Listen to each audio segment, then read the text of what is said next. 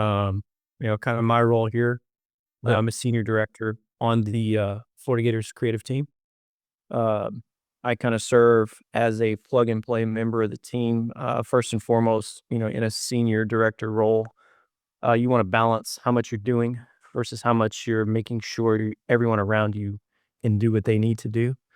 So that's, task number one is, make sure the people that are in your charge um, have what they need, not only, monetarily, tool wise, but, mentally, um, pretty much just provide a support system for them is job number one. After that, I'm an older creative.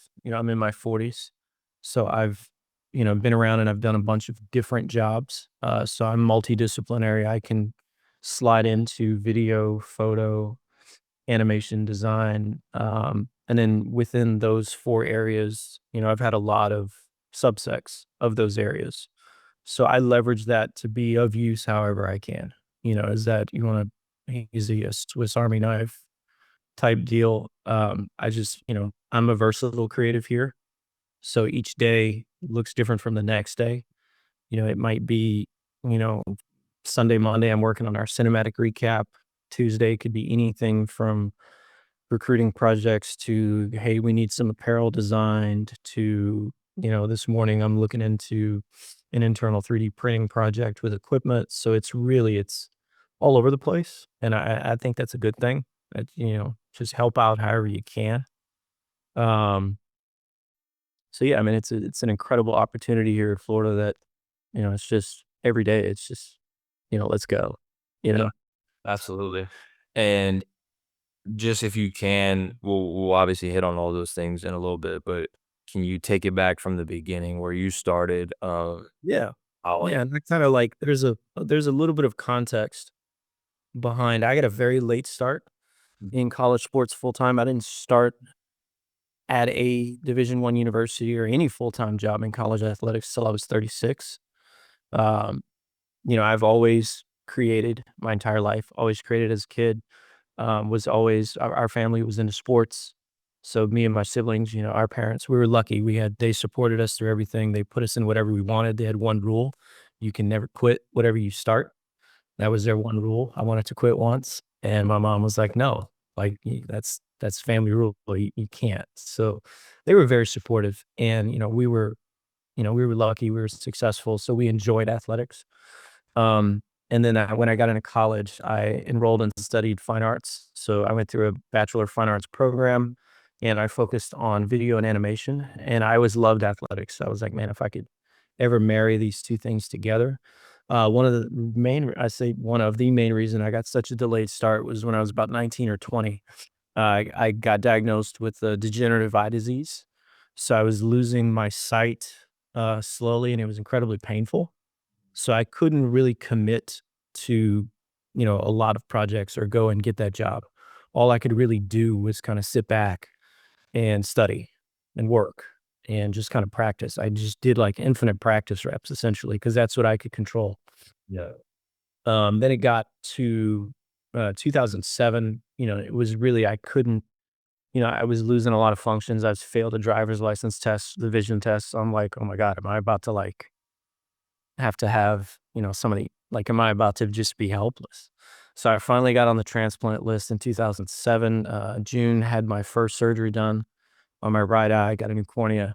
And I mean, that changed everything. It was like, okay, like I can start putting myself out there. And I like leapt at it. I've been like kind of like in this walk on role for 10 years. yeah. Dog in the kennel.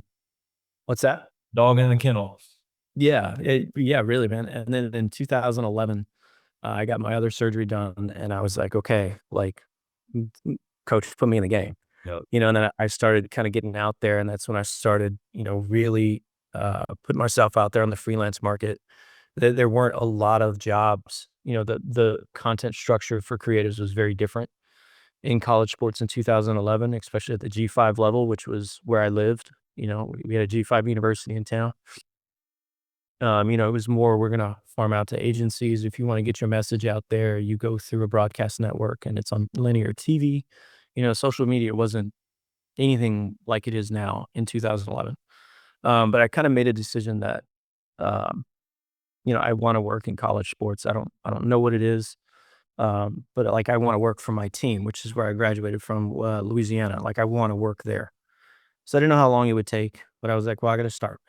So I literally just started doing pro bono work, with the men's basketball team. The win like the I guess it'd be January 2011. Started working with them like immediately, like 30 days after my surgery. I'm like, let's go.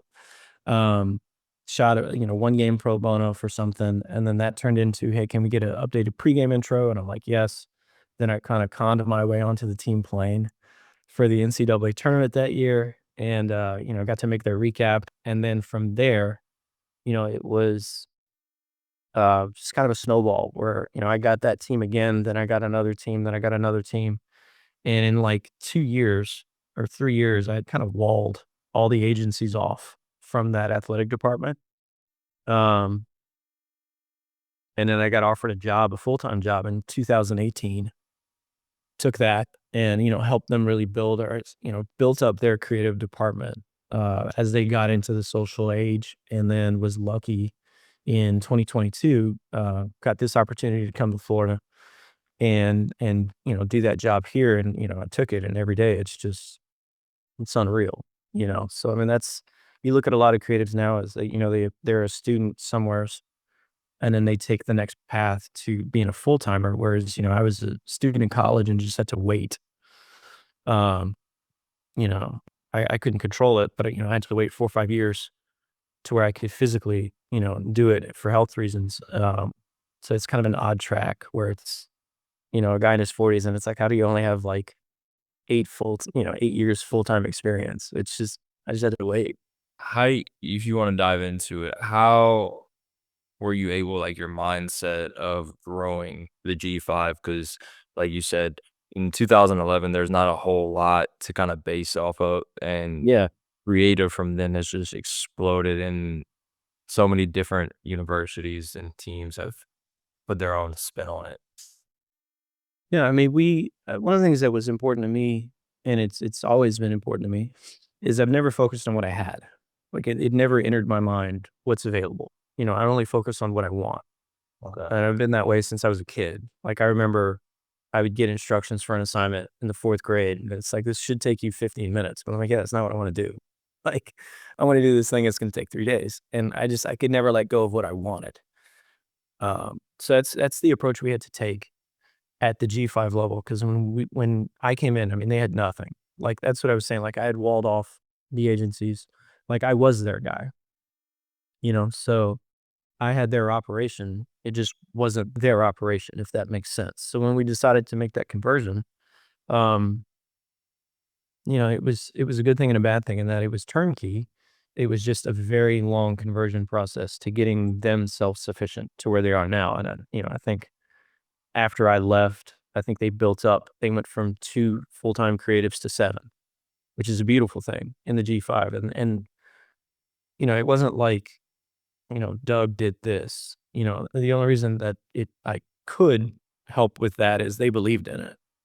Yeah. That was, I think, the most important thing was, the athletic director, the deputy AD, the director of comms, the coaches saw incredible value in it. So, I mean, without that, I mean, you can spin your wheels all day. And if they don't want to support it, then, they're not going to support it. The trick that we did, and kind of where we met in the middle, was I knew they couldn't financially support it the way it needed to be.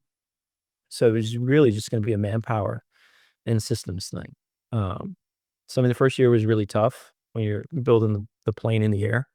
Yeah. You got one designer and one video person, and the video person handles everything that's not a live broadcast. So like we had a guy that would like control the TV aspect of the game, but everything you saw in venue on social, you know, throughout the whole year was one guy was doing that. And I mean, it really just comes down to systems. That's really it. And then kind of work within the confines of what's possible. Like you see some P5s, or, I say some, like at Florida, there's a creative that travels to everything, with volleyball, swim and dive, tennis, football, golf. Like obviously we couldn't do that. So we had to be really precise and we had to be effective in what we did. And I think that was the most important thing was, we only had, so many rounds in the chamber and we had to use them with incredible precision. Like we didn't have room for error when it came to how we're going to cover something or what we're going to do with it. And we made a lot of mistakes in the first year, but understood that, okay, let's learn from those mistakes. And really by, I want to say the start of the next athletic year in 2019, like that machine was tuned, to where, we really had it going, you Yeah. know? How Did that answer your question? I'm not. Oh, yeah, absolutely. Um, I know maybe you haven't experienced it fully, but you hit on it a little bit. You're only gonna be as great as the people who allow you to an extent, the people in charge, like you said, if they don't say no, like, you can post it or whatever, it's not gonna happen. What would you do as, a younger guy? You just got your start and maybe you are fighting those battles. What would your mindset be, and your approach? My approach has always been remove the decision from the discussion, make it undeniable to where what you're doing, your case, it's not even a question anymore. If that's you're applying for a job, like you're the guy, you're the person, you're the candidate. And I mean, that takes a long time and you have to be patient. And kind of like the same thing with, if they're not supporting what you're doing. I mean, that's a relative conversation. Are they not supporting it financially? Or they're not going to allow you to create content? Like there's a lot of subcontext to that. So, my advice would just be to put in the work and make it undeniable that what you're doing is important. Yeah. I think you're going to have to go above your job description and, far beyond what, you know, HR says your commitment level is. You're going to have to do a lot of things that, might be uncomfortable and you don't want to do to get it done. Um, but I mean, I think that's how you get buy-in is you just, it sounds really simple and kind of like a, you know, like kind of no shit explanation, but Yeah. I mean, that's really the only thing you can do. You have to advocate for yourself, if that makes sense. A lot of people don't necessarily understand. I say don't necessarily, a lot of people don't understand, what it is creatives do, how much lead time goes into that. You know what I mean? And you can kind of tell just by the request you get, like, hey, can we just whip this up? And it's like, no, like that capital J on just. Um, but you have to advocate for yourself and educate the people around you about your process and why it's important and why this resource matters. And you have to do it objectively, beyond just stomping your foot, or banging the table as to why you need it. Really come up with a plan and explain why it's important, not to you, but to them, that we approach this way. And I think some of that, I think what's helped me is, putting the ego aside and understanding what the other side is trying to accomplish. And that takes you learning their job, you learning the ins and outs of their operation and what struggles they face, so you guys can work together to where it's not like, oh, this person doesn't respect me. They wouldn't hit me with this at this time if, you know what I mean? Like kind of remove your person from it. I think that's where, and not just in the creative industry, but I think a lot of industries go sideways is, they feel disrespected with the request because they don't understand the context it's coming in. But I think once you can start to understand that, and if there is common ground there, you can build on that. And then that person's going to be, your teammate where they want to work. They want to see you succeed. I think that's been important through my career is kind of approaching things that way. I made that mistake. I was the other end of that when I first got into college sports, you know? And as you get older and you mature and you take different levels, you see the other side of it. Yeah. And it makes a little bit more sense when you have that context. Um, but I mean, that's been helpful to me. And then like, assume the other person um, is doing the right thing. You start with that and like out the gate, and I think it helps you have a better dialogue. If you give the other person the benefit of the doubt, you know what I mean? Like if you don't have that dread where, I need this person to do this. Um, if you assume, like, why would you assume they wouldn't? They're your teammate. Yeah. You know what I mean? If you assume the other way, and to me, that's important. I think it allows you to really work much more effectively with the people around you. And I think once you eliminate that, and they see you as a person and what you do, and they'll be able to see the value. Um, if they don't, and there's no solution, I don't know. I mean, that's an individual. It's a case by case where it's are you not a good fit there, or is this not a good fit for you? Because both of those things can be true in different circumstances. It's not always the person. Sometimes the environment is just can't get out of its own way. And it's there's no like Solution. like universal answer for how to spot that. Every outside of some extreme scenarios, every situation is very different. So Right. I don't know. H. Bolbolin is a regionally concentrated, customer-focused, energy-related services organization in Northwest Louisiana. Our success is based on our ability to move fast, add value through quality, service, innovation, and our capacity to customize solutions to meet our customers' specific problems. H. Bolbolin is committed to conducting business ethically and believe good governance protects and enhances long-term value. We are transforming clean energy resources along with digital and automated technology. At Florida, um, what are some things that you and your department are extremely proud of and you can hang your hat on? And then what are some things that you want to improve, need fixing, um, so things you're continuing? Yeah, I mean, we can always be better. We can always be better. We can always be more efficient. But one of the things that I think that I'm extremely proud of is we are so consistent. We are consistent across every discipline, and every platform. Like I see some teams do video incredibly well, and their graphics not so much. Or they do, this design platform they nail, but their recruiting not so much. Or like these powerhouses, and you see like some of their branches are just like, hmm, that's curious. Um, And I mean, there's some programs that I look to that are, there's a few of them that are incredible across the board from what I can see. I know everything that we produce, front end and back end, and it's all up there. I'm incredibly proud of that. I think we've gotten to a point to where we don't let the platform dictate the effort that goes into it.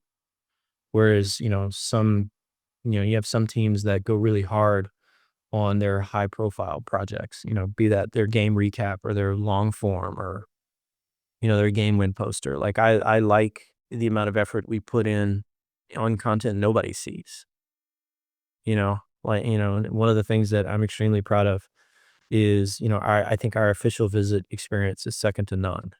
I mean, that's something that, we all take really, the recruiting end of it takes incredible pride in, that I think everything we've done. I mean, your attention is not a measure of it, but I like that it resonates. I think every OV we've ever done, as soon as the first weekend comes out, it blows up, and I think that's something to be proud of. Um, but I'd say like those are the main things, like I think our long form is done incredibly well. I think our game recaps are up there with anyone. Our social design is gotten to where it's, chef's kiss, you Yeah. know. Um, like I think everything, you just look around the building and you walk around the building and it's, everything's first class, and like the creative team is responsible for essentially everything you see in the building. And I like that we take all that into account, and, it just shows like a high level of commitment to the program. Yep. What, if you can share, what are some projects, in the future, upcoming year or 2 years that, um, you're working on or you have in mind that is gonna be, like, next level? the next step? Oh, this is going to get tricky because, we're in the business of getting information, not giving information. Right. For us, it's going to be how do we leverage artificial intelligence? Obviously, I think that's what everyone's looking at. We are very fortunate. We have a virtual production setup here in that we have what's called a volume set, which kind of the best way to explain it is a lot of times you'll shoot something on a green screen to remove the background. This is in reverse, where you shoot the composite live. So we're working on partnerships to really get that, on like where it needs to be from a virtual production space. Um, Other than that, I'm not really going to tip my hand to a lot of things. I'm just going to keep it more platform based, uh, and not necessarily project based, if that makes any sense. Yeah.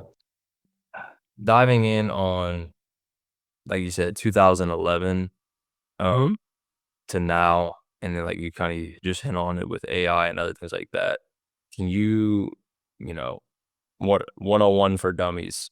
What has transpired throughout that entirety, and why is it so important that it continues to evolve? Are you asking what is kind of technologically happened since like kind of Yeah, just a little bit of everything. So like in 2011, right? Your job was probably, and I'm not trying to assume, but probably just go to a media day, take a couple pictures, post them, and then you started getting cool graphics. And now we're at a stage with social media and everything. It's like the trends and uh, I got you. all these Yeah. cool videos. I So mean, what really changed the game was the cost of entry. Um, like I said, I built up a freelance operation that was equivalent to a full scale agency in most regards. And the cost for me to do that was shockingly low.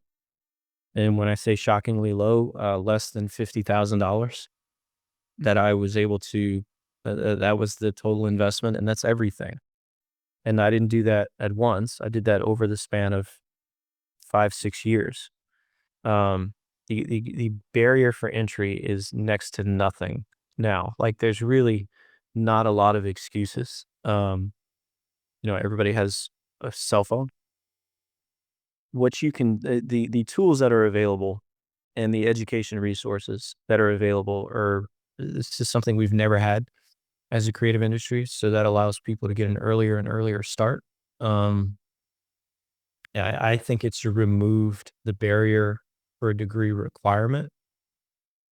So I believe that way. Like we've listed a couple jobs, and I was adamant that I don't need a degree to do this job. Like I'm not saying don't go to school because it has incredible benefits, but you've removed a lot of financial barriers for people to get into the business. And what you've done is you've skewed that agency linear broadcast model to, where you used to want to have your coaches show on the Sunday news or whatever day, to get your word out and you need it to be in the paper. Now you are your agency, you are your news outlet if you choose to be. And I think some programs have, leveraged the hell out of that. But you have, unfettered access to your personnel and to tell your story and rep your brand. I mean, if you think about it, like, if a coach doesn't have an open practice and doesn't do a press conference, how does anybody know what's going on? You know what I mean? You tell them. So teams now have that and departments have that power to do that. And they can, like even small departments have some iteration of it. You know what I mean? Like everybody can kind of get in the game now. Now to what level and how many toys do you have and how many do you need? I mean, that's to each department. But what that's led to is, now that you control all of your content internally and everybody has all these content teams, or even if it's one or two people, now you can create, all of your specific targeted communications for your recruiting cycles. So that has led to, just kind of stacking your output. And I mean, now you look at the amount of, visual communication that college athletic departments put out on a weekly basis it's insane. I mean, it's great for job security, but I mean, the amount of content that goes out now versus that would have been produced in 2011 is just, it's unreal. I mean, you think back then, you had your season announcements, you had your in-game presentation. By that, I mean, like when you go to a game, everything you see, hear, enjoy. Um, you had your more SID-based communications, your media guides, your programs, but what fans were consuming on demand just didn't exist. To where it's now, you know, what do you want? Do you want to see every game the team's ever played on YouTube? Cool, we have them up. Like it's really just opened up just kind of a Pandora's box of material, And so now everybody's, how do we fill the slots? How do we keep up with demand? Um, that's kind of where we're at now. I think we're in the early stages of it still, and that demand for content's only going to grow. And I think you're only going to have more control of it as people continue cutting the cord. I think it's going to be more on each department to drive that narrative. And I mean, I think that's a good thing. Like now we get into, okay, the AI revolution, isn't coming, it's here. To me, that just becomes another toolkit. It's kind of like, you look at all these industries where it's, everybody thought the ATM was going to kill off banks and they just pivoted to doing something else. Yeah. You may not need as many people to accomplish a task, but you still need very skilled workers. And I think that's up to everybody to figure out kind of what their ratio is.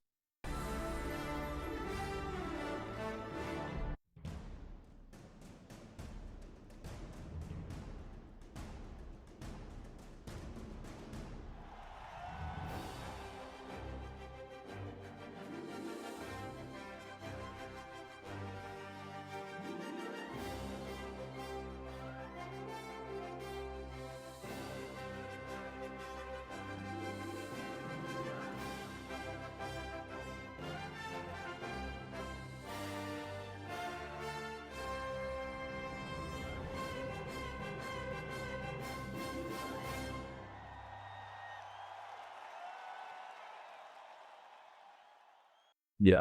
And that was kind of my next question. Is it something that you fear that AI could, take over more, or like you said, is it more just a tool? I mean, you can fear it if you want, but it will, and it's up to you. How do you deal with that? Do you rein it in and do you use it to your benefit, or are you just afraid of it and you really think it's not? I mean, look at where it's come in just a couple of short years. You know, it's like it's coming. So figure out how to leverage it, and then figure out what it can't do. Figure out what it can't do, and then leverage that. That might require you going back to the drawing board. Restarting some education, but I mean, there's always going to be a need for people in the creative industry because I mean, there's just in order to make content that really resonates with people here. I mean, that's a human element. Yeah. So be useful Yeah. and figure out how to use it for your benefit. And that's the only thing I can say. It's not going to you. So Yep. Whether you like it or not. Last question. What does it take to be top of the top successful? We talked about it last time on our call. Kind of hit on some of the elements of just being genuine in the space and work ethic and just all the things that come with that. yeah. First of all, like if I hope to be top of the top at one day. It's a continual thing. Um, but I mean, I think the first thing I would always recommend is really do a deep dive into college sports. Like there's a big difference between working in sports and working in college sports. A big difference. The recruiting component changes everything. It really does. You talk to people that work in college football versus that work in professional football. It's a completely different lifestyle. And I mean, that's from all the way at the bottom up to the coaches. It really, recruiting has turned college football, or it's changed it into a 365 cycle that never stops. So do a deep dive into college sports and really be honest with yourself and ask if it's a good fit, because it's an incredibly special place to work, but honestly, it requires a special person. So know that going in. Um, but I mean, if you want to be, and I think it's universal, if you want to be elite in whatever you do, yeah, at some point you have to make that decision that this is the goal that we're heading towards. It's not going to just happen. Um, and at some point you're going to have to lead yourself. Like, you can have mentors, you can have coaches, but they can't be around you forever, and they won't be around you 365 days a year. To really be the best of any, I don't care what it is. You have to lead yourself, and that you're gonna have to make decisions. What am I gonna sacrifice? You can't have everything all the time, so something's got to go. You may not know that answer at first, but hopefully you'll see it. I think you have to have incredible self discipline, because it's not, whether you're aspiring for genius or whatever that is. That's really just persistence over time is all that is.